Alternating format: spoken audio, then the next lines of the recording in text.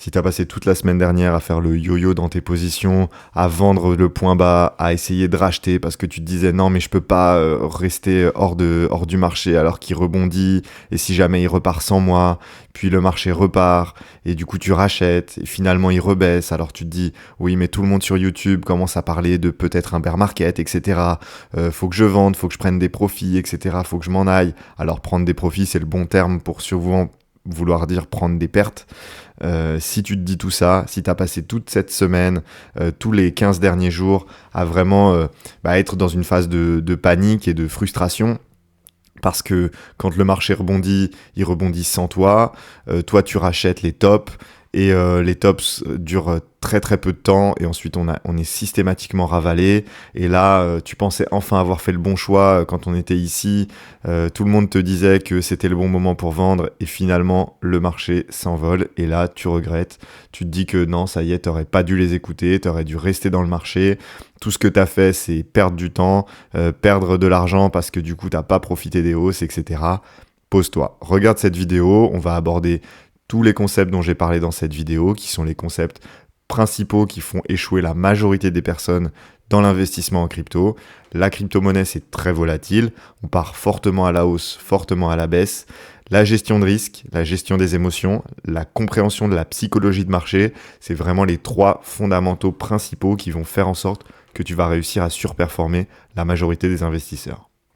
Alors en ce moment, Bitcoin est à 115 000 $. Au moment où je tourne cette vidéo, on a fait un petit pic jusqu'aux 116 359 $ et on est venu récupérer le top qui se trouvait juste ici.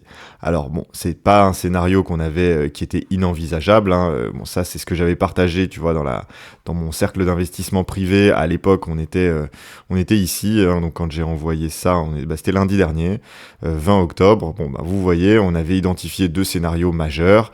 Le premier scénario qui était un retour sur les supports majeurs avec la zone d'accumulation qu'on avait eue entre le 20 et 25 avril 2025. Et ici, on avait une prise de liquidité potentielle parce qu'on avait beaucoup de liquidités vendeuses qui se trouvaient juste là. Bon, alors vous voyez, c'était pas totalement imprévisible hein, comme mouvement. Il y avait beaucoup de liquidités à venir chercher. Honnêtement, c'était pas le scénario le plus probable, surtout ici, hein, surtout quand on était aux alentours du 20 octobre. C'était loin d'être le scénario le plus probable. Aujourd'hui, c'est le scénario qu'on a fait, hein. On ne fait pas toujours le scénario le plus probable, mais évidemment, ça faisait partie des choses qu'on surveillait. Si on regarde un petit peu où on en est, si on dézoome un petit peu, vous voyez que on est toujours dans notre phase de range, hein. Si on regarde un petit peu, si on retire un petit peu tous les graphiques et qu'on essaye de regarder un petit peu où on se trouve, c'est important de prendre du recul dans ces phases-là. On a une borne haute avec des résistances, hein. Vous voyez, les résistances, c'est tout simplement une zone horizontale dans laquelle le prix est souvent venu buter. Bon, vous voyez que là, c'est ici. Et on a les supports. Bon, c'est le support. C'est ni plus ni moins que la même chose qu'une résistance, mais en dessous du prix. D'accord ? Quand ici on a une résistance, si le prix vient à casser cette résistance et passer au-dessus, on dit qu'il aura breaké cette résistance, un breakout, on sort et ensuite on aura donc cette résistance qui deviendra support. Vous voyez que ici c'était une résistance, hein, donc ici on butait dessus, etc. Et maintenant c'est devenu un support. Vous voyez qu'on a rebondi ici, ici on a rebondi juste au-dessus, et là on a rebondi juste ici. D'accord ? Donc en fait on est dans une phase de range où on oscille entre la borne basse et la borne haute. Alors pour beaucoup, vous êtes en fort mouvement de panique parce que, comme à chaque fois quand on est sur un niveau de support et qu'on reste longtemps sur ce niveau de support, vous avez toujours la crainte, et c'est bien normal, de voir ce support baisser et de venir casser fortement à la baisse. D'autant que beaucoup de youtubeurs, moi y compris, vous ont parlé d'une potentielle baisse, d'une potentielle cassure. Hein. Bon, je l'invente pas, hein, je l'ai mis même juste ici, j'en ai parlé dans ma communauté privée sur mon cercle d'investissement. C'était un scénario probable. Maintenant, on va essayer de voir dans cette vidéo, est-ce que c'est toujours le cas ? Est-ce qu'on est toujours dans un moment où on s'attend à une baisse ou pas ? Bon, alors évidemment, ce que vous devez comprendre d'abord, c'est que dans ces phases-là, le marché fait tout pour vous épuiser, d'accord ? C'est évident, on fait des gros check-out, donc des check-out, ça veut dire secouer, donc le marché vous secoue pour vous faire sortir le maximum de capital. Donc évidemment, les points bas sont très rapidement ravalés. On fait des points hauts qui sont très rapidement ravalés également. On a des cassures, on vient prendre des niveaux de support, on vient repartir à la hausse. Enfin, c'est très chaotique. C'est pour ça que ces phases-là, surtout après des gros mouvements de liquidité comme on avait pu avoir ici, hein, des grosses cascades de liquidation et des gros mouvements de forte volatilité, quand le prix évolue rapidement dans une grande amplitude de prix, dans un espace de temps très court, et ben après il se passe souvent, vous voyez, un peu de chaos, jusqu'à retrouver un certain équilibre et une certaine lecture de prix plus évidente. C'est pour ça que dans ces moments-là, il faut être prudent. Les traders peuvent s'amuser, mais quand on n'est pas trader, c'est évidemment pas le moment de commencer à le devenir, hein. Donc ici, on est venu récupérer cette fameuse zone de liquidité, et bon, sans surprise, là, on vient buter dessus et repartir à la baisse. Bon, c'est du court terme, ça ne veut pas dire qu'on va partir à la baisse pendant longtemps, on peut repartir à la hausse, mais on va quand même essayer de regarder d'un point de vue autrement que technique, ce qui est en train de se passer sur le prix.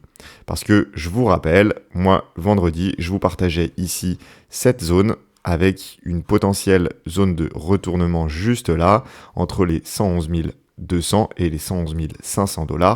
Et pourquoi je vous partageais cette zone? À cause de ça. Le Cost Basis Distribution. C'est une heatmap. Donc le principe, c'est que vous avez le prix en noir et vous avez en jaune, orange et rouge, vous avez les zones principales d'échange de Bitcoin. Donc quand vous avez ici des grosses zones rouges, ça signifie qu'on a eu beaucoup d'échanges sur ces niveaux de prix-là.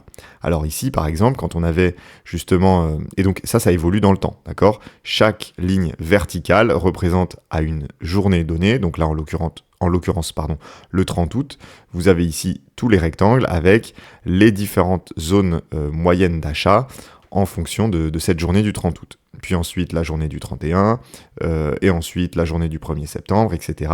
Et on peut voir comme ça l'évolution du prix moyen d'achat des différentes journées en fonction du prix du Bitcoin. Ok, donc là vous avez le prix du Bitcoin en noir. Ici par exemple vous avez vu une grosse ligne rouge, ça veut dire que ici, sur la journée du 31 août, sur ce petit rectangle rouge que j'affiche juste là sous mon curseur, on avait 130 000 Bitcoins qui avaient été achetés à un prix moyen entre 108 300 et 108 500 $. Donc juste ici, ça veut dire que y a quand même beaucoup de personnes qui ont décidé d'acheter, puisque forcément des échanges et des prix moyens d'achat, ça veut dire qu'il y a eu de l'achat et de la vente, mais ça veut dire que ici, vous avez eu 130 000 bitcoins qui ont été achetés sur ces niveaux de prix-là.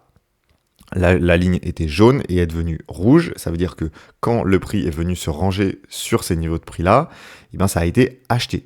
Et ça a été acheté lourdement, puisque 130 000 bitcoins, si vous prenez 100 000 $, 110 000 $, bon, ça fait à peu près, on va dire, 12 milliards de dollars. Bon, ici, vous avez 12 milliards et demi de dollars d'équivalent bitcoin qui ont été achetés sur ces niveaux de prix-là. Et on va pouvoir voir, au fil de l'eau, si cette ligne devient rouge, orange, jaune, ça veut dire que ici, le prix d'achat devient de plus en plus faible. Vous avez ici de moins en moins de bitcoins qui ont un prix d'achat à ce niveau-là. Ça veut dire que ceux qui ont acheté ici vendent sur la remontée du prix. D'accord? Et vous voyez que c'est exactement ce qui a eu lieu à ce moment-là. Vous avez la ligne qui est venue s'éclaircir petit à petit. Et à l'inverse, vous avez une ligne qui est venue se former juste là. Et c'est la ligne dont je vous parlais vendredi, pour ceux qui ont suivi la vidéo, entre 111 200 et 111 400 $. On est venu créer cette fameuse ligne rouge très, très puissante, qui en fait correspond à un niveau de résistance majeur, puisqu'ici, à ce moment-là, quand le prix est venu casser à la baisse, le 15 octobre, en l'occurrence il y a quasiment 2 semaines, on est venu ici vendre pour 136 000 bitcoins. Également donc pareil, 13 milliards de dollars d'équivalent bitcoin qui ont été vendus sur ces niveaux de prix-là. Et le prix évolue en dessous depuis un petit moment. On a fait un breakout dimanche de ce prix-là. Ça nous a occupé pas mal de temps. Alors vous savez, comme à chaque fois, une résistance c'est comme un mur. À chaque fois que vous donnez un coup de masse sur un mur, vous avez de plus en plus de chances de le faire tomber, ce mur. Donc ici, à chaque fois qu'on vient taper dessus et que le prix vient taper dessus, vous avez une probabilité de venir le casser. On est venu taper dessus ici, ici, ici. Ici, on est venu taper dessus, on l'a franchi, mais on a été réintégré quasiment instantanément. Donc il a fallu refaire une tentative, ici, ici, ici, ici. Bon, là il y a eu beaucoup de tentatives, et on a fini par briquer, du coup, dimanche matin, je vous disais dimanche soir, dimanche matin, 9h, on a réussi à casser ce niveau-là et partir à la hausse. Donc là, on a eu une cascade de liquidation, hein, ça c'est ce qu'on peut voir juste là. Vous avez donc ici une heatmap, donc là pareil, on a le niveau de prix, on a un mois de cotation, vous voyez, donc juste ici, on a un mois de cotation sur le contrat dérivé de Binance. Donc ici, on peut voir les personnes qui ont des comptes sur la plateforme Binance et qui sont en train de parier à l'achat ou à la vente. Les personnes qui sont en train de parier à l'achat ont leur liquidation ici, c'est-à-dire leur stop loss. Quand ici vous achetez du Bitcoin à 116 000 $, pour vous protéger et pas devoir de l'argent à la plateforme, vous mettez vous mettez une zone de liquidation, et si c'est pas vous qui la mettez, de toute façon, c'est Binance qui va la mettre. Et vous avez ici, du coup, les liquidations qui se trouvent acheteuses, qui se trouvent en dessous du prix, et à l'inverse, vous avez les liquidations des personnes qui parient à la baisse, qui se trouvent en dessous. Vous voyez qu'ici, on avait des lignes vertes, etc., qui se trouvaient juste ici, hein. C'est assez simple. Donc on est venu se nourrir de toutes ces liquidités-là. Si on regarde ici sur les 48 dernières heures, vous voyez que là, à chaque fois, hop, vous avez un petit peu de zone de liquidité de vendeurs qui se trouvent au-dessus du prix. Hop, on vient les récupérer. Hop, on vient les récupérer. Et là, on s'était bien nourri de tout ça.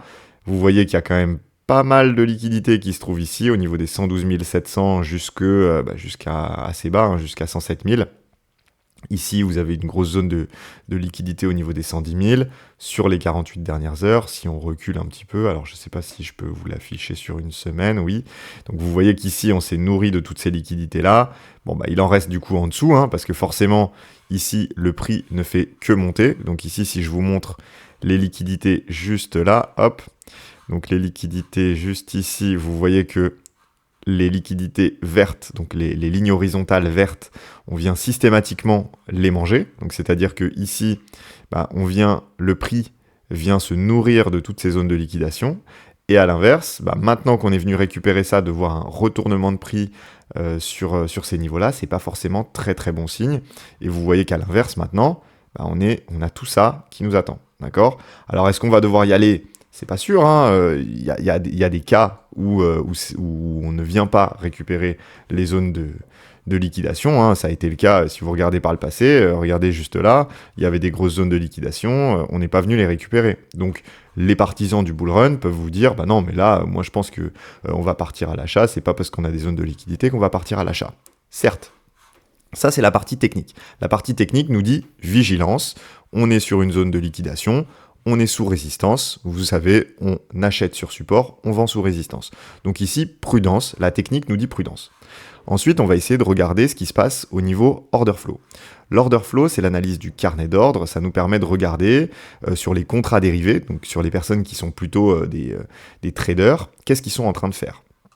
Donc là, déjà, ce qu'on peut regarder, c'est que ici, on a une augmentation du prix qui se fait sur une augmentation des taux de financement. Les taux de financement, c'est le mécanisme qui permet d'équilibrer les positions entre acheteurs et vendeurs, donc sur les contrats dérivés. C'est-à-dire que forcément, une plateforme comme Binance, pareil que les cotes chez un bookmaker, quand vous avez Real de Madrid contre Sochaux, vous avez tout le monde qui va parier sur le Real de Madrid vainqueur. Donc en fait, ils vont mettre la cote du Real de Madrid très très basse et celle de Sochaux très très haute parce qu'ils veulent encourager les personnes à parier sur Sochaux pour en fait réussir à équilibrer le nombre d'acheteurs et de vendeurs, ou en tout cas les gains des acheteurs versus les gains des vendeurs. Okay, et donc là, c'est toujours pareil, c'est exactement ce même principe. Ici, il faut le voir comme la cote d'un pari sportif. Ici, ce qu'on veut, c'est quand les fundings augmentent, ça veut dire que la probabilité d'une hausse est plus faible, et donc en fait, on va encourager les vendeurs à rentrer en position. D'accord ? On va rémunérer les personnes qui parient à la baisse.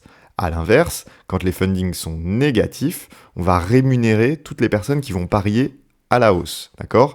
Forcément, quand on est en plein bear market et que tout le monde a peur et que personne veut acheter, c'est pareil, personne veut parier sur la victoire de Sochaux contre le Real de Madrid, du coup, il faut les encourager en leur donnant une belle récompense si jamais ils le font. Et donc, comme ça, on arrive à un petit peu équilibrer. J'espère que c'est un peu clair pour vous, pour ceux sur lesquels ça pourrait être Enfin, ça pourrait être un mécanisme un peu particulier, un peu obscur. En réalité, c'est loin d'être obscur, hein. C'est un mécanisme très simple qui existe dans la plupart des marchés sur lesquels on a deux camps qui s'affrontent, hein. Le principe des cotes, c'est assez simple. Donc ici, vous voyez que ça s'est fait sur un marché sur les contrats dérivés où les fundings sont élevés. Ça veut dire qu'on a plus de personnes qui parient à la hausse que de personnes qui parient à la baisse.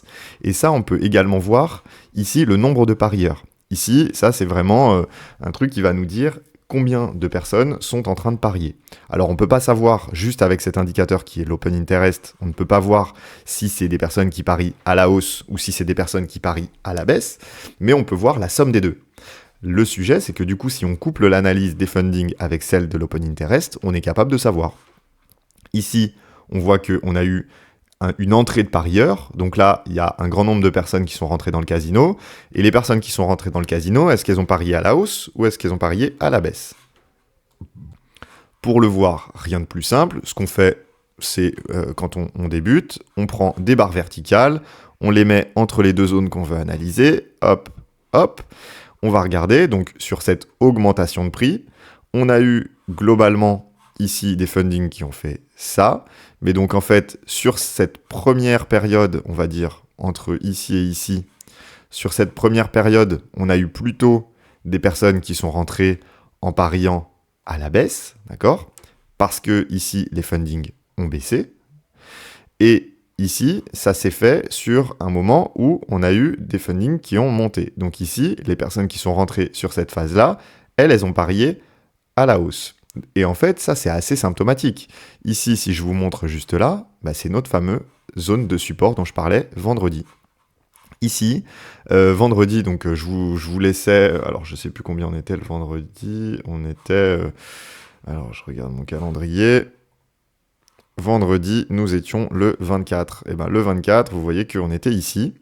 Je vous laissais ici. Et on a eu un retournement avec ici des fundings qui sont venus baisser. Et en fait, ça forcément, quand la foule se trompe toujours. Et donc ici, à force du fait que la foule avait de plus en plus peur, etc., ils ont parié à la baisse, ce qui fait qu'on a eu de la liquidité qui s'est créée au-dessus du prix.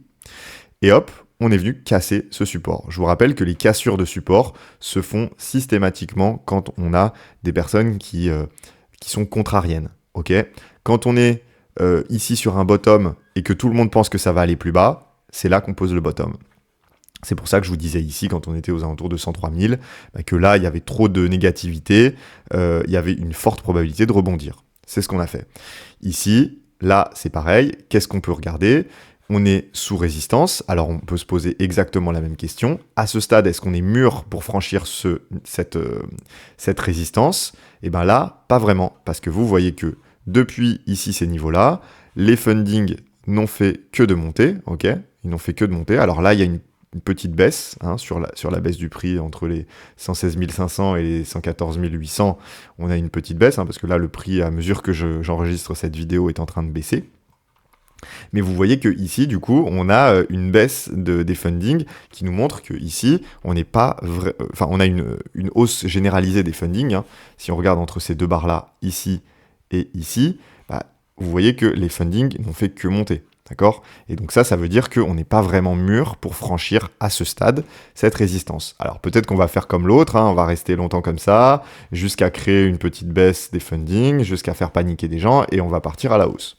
Bon, ça c'est ce que nous dit l'Open Interest. L'Open Interest nous dit là, on n'est pas totalement mûr, et il nous dit aussi, soyez prudents, regardez le comportement des top traders. Ok, je vais un petit peu alléger la charte. Hop, hop, hop, on retire un peu tout ça. Vous voyez, ça, c'est le graphique des top traders. Donc, les comptes des top traders, est-ce qu'ils sont plutôt en train de parier à l'achat, long, ou est-ce qu'ils sont en train de parier à la vente, short? Ici, on va regarder un petit peu ce qui se passait sur le un peu plus long terme pour avoir un peu plus d'historique. Bon, là, on avait ici quelque chose que moi j'aimais bien, c'est-à-dire... Donc j'aimais bien parce que moi, j'espère, j'ai envie que le prix monte, parce que c'est là qu'on fait le plus de gains. Bon, si on regarde ici, si on trace un petit rectangle ici qui nous montre la principale zone qu'on arrive à aller chercher quand justement Les top traders sont plutôt acheteurs. Ici, quand on est ici, donc là vous voyez à droite, donc 2,6, ça veut dire qu'ici on a un déséquilibre fort en faveur des acheteurs, ça veut dire qu'ici on a beaucoup d'acheteurs. Si on regarde juste là, vous voyez que c'est généralement des phases de bottom. Ici, ça a été à peu près le cas, hein. On a eu ce fameux bottom juste là, au moment où on a eu ici, hop, une grande quantité d'acheteurs sur le côté des top traders. Ici c'est pareil, ici c'est pareil, bon voilà, c'était le moment des droits de douane, ici également, ici également. Si on regarde un petit peu maintenant, on voit que là, les traders allègent fortement, les top traders allègent fortement sur cette remontée du prix.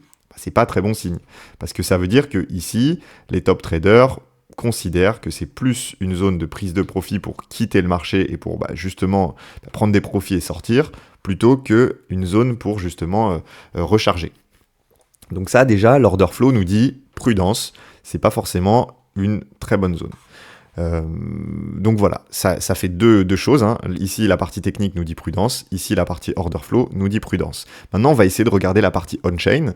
La partie on-chain c'est l'analyse justement de ce qui se passe sur la blockchain et donc les échanges entre les différents portefeuilles. Et là ce qu'on regarde évidemment, c'est ici l'accumulation et la distribution des différentes cohortes.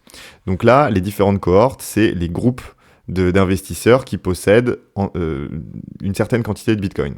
Donc là, en fait, ici, par exemple, si on regarde ici et ici, vous avez les portefeuilles qui possèdent entre 0 et 0,1 Bitcoin, entre 0,1 et 1 Bitcoin. Donc ici, on peut dire que c'est des tout petits portefeuilles. C'est les équivalents de vous et moi, qu'est-ce qu'ils sont en train de faire. Bon bah là c'est assez neutre, vous voyez que ici les tout petits portefeuilles sont un petit peu en train d'accumuler, les moyens portefeuilles sont plutôt en train de vendre. Ici, on a des portefeuilles qui pèsent entre 1 et 10 bitcoins, donc des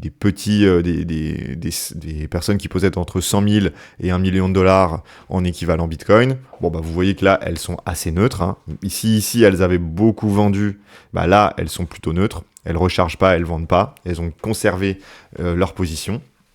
Donc là, en gros, ici, c'est assez neutre sur ces petits portefeuilles-là. En fait, là où tout se joue, donc ici, vous regardez, c'est aussi assez neutre, hein. Bon, il y a des petites oscillations, ça a accumulé un petit peu, mais enfin, on parle de 15 000 bitcoins, c'est pas énorme. Si par contre, on regarde au niveau des fameux dauphins, eux, c'est ceux qui ont entraîné justement cette pression haussière qu'on pouvait avoir un petit peu, hein, qui a fait qu'on a eu un rebond, etc. Là, vous voyez que eux, ils sont en train de ralentir leur achat. Et ça m'inquiète un petit peu parce que vous voyez que par le passé, alors je dois l'avoir, alors il faut que j'actualise, mais oui, reset zoom.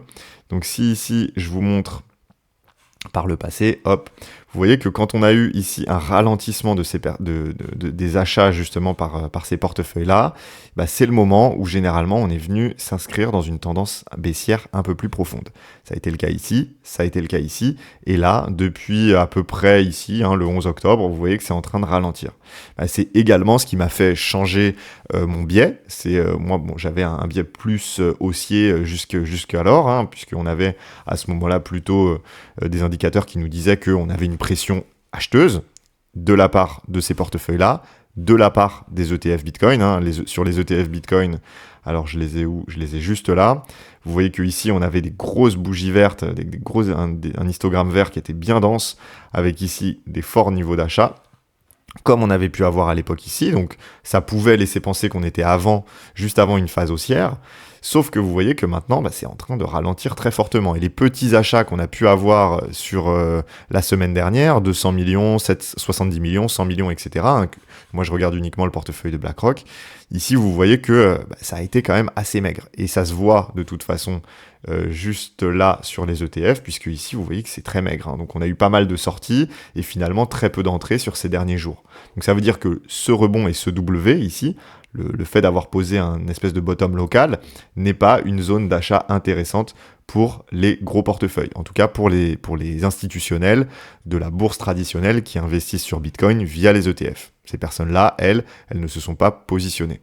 Si on regarde également ici, on peut regarder l'analyse on-chain avec les portefeuilles Donc vous avez ici les petites whales que vous voyez affichées en vert, les big whales que vous voyez affichées en vert foncé, et les retail que vous voyez ici en rouge.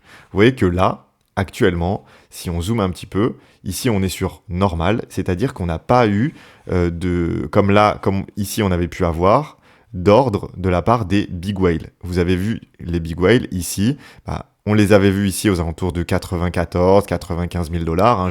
J'arrête pas de vous harceler avec ces niveaux-là. Mais si ici, je vous montre sur un an, vous voyez, juste là, on était sur des niveaux très rouges. Il y a eu beaucoup de zones d'achat parce qu'en fait, ici, sur ces niveaux-là, hein, qu'on voit également du coup via cet autre indicateur juste là, on a eu des grosses zones d'achat de la part des portefeuilles. Et c'est donc pas pour rien que quand je vous partageais les 2 scénarios probables, je vous disais ici qu'on avait un support majeur qui correspondait à cette zone d'accumulation qu'on avait pu avoir. Évidemment, tout ça, tout est lié. Moi, je regarde évidemment, je me fais un tableau global, c'est-à-dire qu'à chaque fois que je commence une analyse, je reset mon biais. Je me dis, si maintenant je devais investir l'équivalent de ce que j'ai en mon portefeuille, est-ce que je serais acheteur, est-ce que je serais plutôt vendeur ou est-ce que je serais plutôt neutre? Et en fait, chaque jour, mon but, ça va être de faire ça pour réussir à trouver l'équilibre de mon portefeuille. Et est-ce que je trouve que la pondération de mon portefeuille est raisonnable par rapport à ce que le marché m'envoie comme signaux. Et là, vous voyez que ici, malgré le fait qu'on ait posé un bottom sur un niveau de support, etc., j'ai pas de big whale qui sont rentrés. J'ai pas non plus de small whale d'ailleurs. Hein. Les baleines ne sont pas là. Les baleines ne sont pas là du tout. Et surtout, ce qui est inquiétant, c'est que les baleines sont en train de vendre massivement. Ici, regardez, je vous affiche que la courbe en orange. Regardez ça, la pression baissière est énorme. D'accord ? Ici, on est encore sur ce petit top local, hein, ce petit sommet qu'on est venu faire là à 116 000. C'est une zone de vente majeure. D'accord ? Ici, on a des dizaines de milliers de bitcoins. En l'occurrence, on est passé de 156 000 à 188 000 bitcoins. On a 30 000 bitcoins, hein, d'accord, qui sont en train d'être vendus sur ces niveaux-là. Et la pression baissière est encore puissante. Et si on regarde ici les points bas des différentes zones qu'on a pu avoir par le passé. Ici, on avait eu un point bas sur la zone de distribution de ce genre de portefeuille. C'était pile poil sur notre top local avant d'avoir une deuxième grosse jambe baissière, hein, qui nous a amené de 68 000 à 55 000 dollars. Ici, quand on a eu notre point bas, donc c'était ici, on était juste là, avant la grosse phase de distribution qui nous a emmené aux 88 000 au début, puis aux 77 000 un peu plus bas. Vous voyez que là, ça nous amène évidemment à de la prudence, d'autant que les méga whales, donc que vous voyez ici, les portefeuilles de plus de 10 000 bitcoins, ici, elles ne compensent pas. Autant elles avaient pu compenser pendant cette phase avec des grosses phases acheteuses, ici, c'est pas le cas. Ici, elles sont neutres, d'accord ? Donc ça veut dire que le combat, il est entre ces deux cohortes. Entre la cohorte des dauphins entre 100 et 1000 bitcoins, que vous voyez en rouge ici, et entre les whales qui pèsent entre 1000 et 10 000 bitcoins, et qui, ici, sont en train de fortement vendre, alors que la contrepartie acheteuse qui, jusqu'ici, faisait que le prix stagnait, est en train également, elle, de vendre, ou en tout cas, de réduire leur achat. Et donc ici, on a une réduction des achats là-haut et une baisse violente en bas. Et donc ça, fortement, ça m'encourage pas vraiment à me positionner. Donc si ici, j'ai pas de whale, si ici, j'ai pas d'ETF Bitcoin, que j'ai mon order flow qui me dit prudence parce que sur les contrats dérivés, j'ai un retour de l'euphorie. Si je regarde mes indicateurs sociaux, je regarde ici le retour du Fear and Greed Index à 51%. Ici, on était à 25 sur le dernier creux. Et à mesure qu'on augmente, que le prix augmente, on a une augmentation du sentiment. Et si vous regardez un petit peu sur X ce qui est en train de se passer, vous avez tout le monde qui dit « Ah voilà, les idiots qui ont vendu au bottom, voilà, franchement, c'est n'importe quoi. » Enfin, il y a un retour de l'euphorie, ça y est, c'est comme si on était sorti d'affaires, on était sauvé. Ok ? Pour le moment, nous sommes sous résistance, sous cette fameuse résistance au niveau des 115, 116 000 dollars. Il faut être très prudent, parce que moi, je suis totalement prêt à changer mon biais si jamais on repasse au-dessus de ce niveau-là et qu'on arrive à consolider au-dessus du niveau des 116 000. Mais pour le moment, c'est pas le cas. Pour le moment, on est sous résistance. On est en train de travailler une zone qui est une grosse zone de liquidité. à un endroit où nous avons absolument plus aucun flux acheteur. Donc évidemment, j'espère que ça va arriver parce que je pense toujours que nous aurons une phase mania qui va nous amener beaucoup plus haut, mais peut-être qu'il va falloir retravailler cette zone-là, peut-être qu'il va falloir faire ça pendant longtemps avant de repartir à la hausse solidement, peut-être qu'il va falloir faire une sorte de deuxième jambe baissière qui va nous amener justement ici pour revoir une phase haussière, en tous les cas ici. Pour le moment, la prudence reste de mise. Si on regarde ici les indicateurs sociaux, si je regarde les vues qui sont réalisées par les influenceurs sur YouTube, les principaux influenceurs, surtout américains, vous voyez qu'ils font plus de vues, il n'y a plus de nouveaux arrivants. Si on regarde les recherches sur Google, ici le terme crypto est toujours très faiblement recherché, donc il n'y a pas de nouveau d'intérêt de la crypto, il n'y a pas de nouvelles personnes pour alimenter un mouvement haussier. Je vous rappelle qu'on cherche en fait, là, par tous ces indicateurs-là, ce qu'on cherche, c'est de voir de l'offre. De la demande, pardon. On cherche à trouver une demande. On cherche à trouver des personnes qui ont envie d'acheter du Bitcoin, des cryptos, etc. Ça vient pas de la finance traditionnelle par le biais des ETF, ça vient pas des baleines par le biais de ces cohortes-là, ça vient pas de la part des petits portefeuilles. Bon, bah là, il y a un moment, ça va commencer à tiquer. Parce que forcément, si on n'a pas de demande, le prix risque d'avoir un déséquilibre entre offre et demande à la faveur de l'offre. Et quand vous savez que quand on a beaucoup de personnes qui ont envie de vendre leur Bitcoin et qu'on n'a personne pour les acheter, le prix baisse. Voilà. Donc ça, c'est le gros risque. D'autant que ici, ça pourrait être motivé par ce genre d'informations. On a un retour potentiel de l'inflation aux États-Unis. Ça, c'est quelque chose qui traînait depuis un petit moment. Bon, là, vous voyez que depuis hier, je crois, hier, on a eu une mise à jour de Trueflation qui nous a dit, vous voyez, on est passé des 2,2-2,3% d'inflation aux US à 2,48. Donc il va falloir être très vigilant. Pour le moment, le marché ne semble pas pricer de potentielle stabilisation des taux. On est toujours à 96,7% de probabilité de baisse de taux sur la réunion qui aura lieu mercredi. Donc il est vraisemblable qu'on ait une baisse de taux vendredi, mais après, qu'est-ce qui va se passer sur la suite?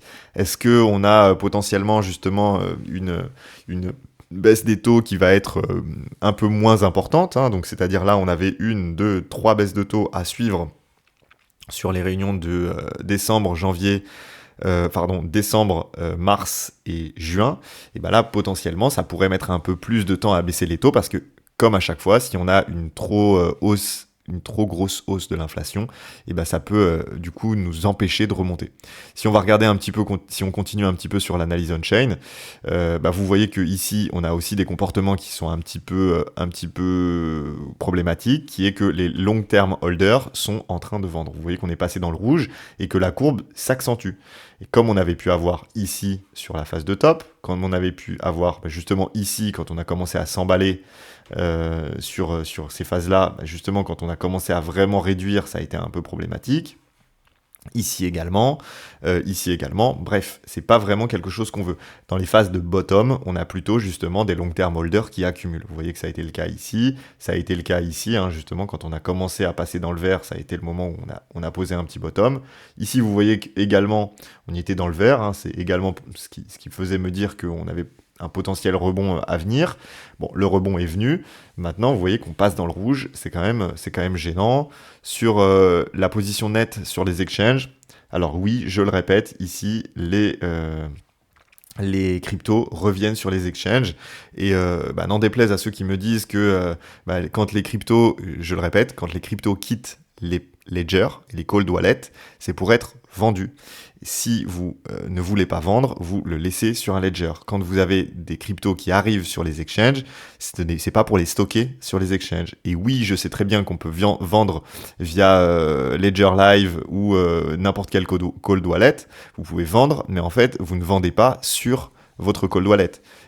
Votre cold wallet, c'est un espace de stockage, c'est pas un espace de vente.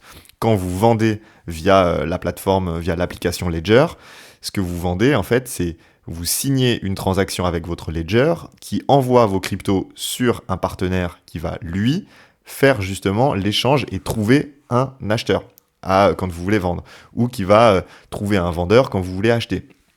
C'est ni plus ni moins que ça, d'accord? Donc évidemment ici, de voir cette courbe remonter, c'est mauvais signe, parce que ça veut dire que ici, sur ces zones-là, on a plutôt des bitcoins qui sont en train d'arriver sur les plateformes d'exchange, et donc qui vont être vendus. D'accord? Donc ça, c'est de toute façon, historiquement, c'est ce qu'on a, hein. Je veux dire, quand on a une remontée ici de cette courbe-là, bah, c'est généralement mauvais signe, hein. C'est le moment où on a des phases de top, parce que bah, justement, on a une pression baissière, en fait. Ça, c'est juste un autre indicateur qui nous montre la pression baissière. Ici, donc, on va continuer avec les profits réalisés. Bah, de nouveau, on a pas mal de spikes. On est loin de ce qu'on pouvait avoir dans les phases de bottom, avec ici bah, très peu de prise de profit et vraiment cet indicateur-là qui stagne, hein, comme on avait pu avoir ici, ici également. Bon, bah là, vous voyez que ça s'énerve un petit peu. Donc, bah, prudence, encore une fois. Et là, une nouvelle fois, un indicateur qui nous montre l'indicateur d'accumulation de la part de Glassnode, qui nous montre ici, quand on est à 1, c'est une grosse zone d'accumulation, 0, une grosse zone de distribution. Donc vous voyez que ici on avait une grosse zone de distribution, on est reparti à la baisse. Là, on est toujours sur du violet, donc c'est quand même assez intéressant, parce qu'on est toujours dans une zone potentielle d'accumulation. Bah, ça, c'est pas très difficile de le voir, hein. Ici, on a toujours la courbe en rouge, qui nous montre ici qu'on avait une grosse zone d'accumulation de la part de cette cohorte-là, hein, des dauphins entre 100 et 1000 bitcoins. Mais vous voyez que ici, bah, cette accumulation, elle se réduit. Si ici j'affiche les scores, vous voyez qu'on était à 0,75, 0,80, 0,86. Donc cool, on avait accumulé. Mais sauf que là, en fait, on est, hop, si j'actualise la dernière mise à jour, on est à 0,84, alors qu'on était à 0,89 hier, à 0,94 avant-hier, 0,91. Donc en fait, vous voyez, on était de 91, 94, 89, 84. Donc ici, on est sur une petite réduction. Et en fait, ça, c'est en train de matérialiser ce qu'on avait vu ici, c'est-à-dire que bah, ici, on a une pression forte baissière de la part de ces portefeuilles-là, alors que ceux-là sont en train de réduire leur achat. Donc là où on avait pu avoir une compensation pendant toute cette phase-là, et ben là, on a du coup les deux qui sont dans le même sens, qui sont à la baisse. Donc prudence. Voilà, je vais m'arrêter là. Bon, là, on en avait déjà parlé, mais je vais m'arrêter là dans cette vidéo. Alors, si bah, vous êtes un petit peu perdu, que du coup vous savez pas bien ce qu'il faut faire, comment faire de la gestion de risque, le principe de ça, c'est-à-dire émettre des scénarios, pondérer ces scénarios. Si ici vous estimez qu'on avait 50-50 de chances de faire le scénario A et le scénario B, bah, vous pouviez choisir de vous rester investi à 50%, c'est-à-dire que du coup ici vous avez 50% de votre portefeuille qui a augmenté et 50% de votre portefeuille bah, qui est resté stable, puisque ici vous avez eu du stablecoin pour anticiper ce scénario-là. C'est une proposition. En tous les cas, nous, dans notre cercle d'investissement privé, donc vous avez la possibilité de nous rejoindre. Vous avez une formation complète en analyse graphique et technique qui vous est offerte dès votre arrivée, qui permet de reprendre les bases pour les débutants, ceux qui vraiment ne connaissent rien du tout. On part vraiment de la création du compte TradingView, les niveaux de support, les niveaux de résistance, les figures chartistes, bref, tout. On part vraiment de l'origine pour vous faire monter en compétence et vous faire comprendre le marché dans sa globalité. Et ensuite, évidemment, vous avez du coup la vision de mon portefeuille. Je vous partage mes positions, quand j'achète, quand je vends, mes signaux importants, les moments sur lesquels on peut avoir des signaux intéressants sur les altcoins. Voilà, je vous partage un petit insight pour ceux qui sont restés jusqu'à la fin et que je remercie d'ailleurs. Bon, regardez, hop, Ondo par exemple. Chose que j'ai partagée il y a pas longtemps du tout. Profit réalisé, vous avez une petite alerte. Profit, hop, je vais vous le montrer. Juste ici, les profits réalisés sur Ondo. Attention, pour tous ceux qui possèdent du Ondo, vous avez ici vous avez des prises de profit massives qui sont arrivées juste là sur ces niveaux-là. La dernière fois que c'était arrivé, c'était ici, juste avant la baisse. C'était arrivé ici, juste avant la baisse. Ici pareil, ici pareil, ici pareil. Ici pareil, ici pareil. Bref, je vais pas tous les faire, vous avez compris le principe. Attention à ceux qui ont du Ondo. Ça, c'est la plus-value du groupe. C'est justement ce genre d'indicateur sur toutes les altcoins. J'ai des alertes, donc moi, vous voyez, ça sonne quand j'ai ça et qui me dit, attention, faites attention ici, c'est peut-être un moment pour prendre des profits.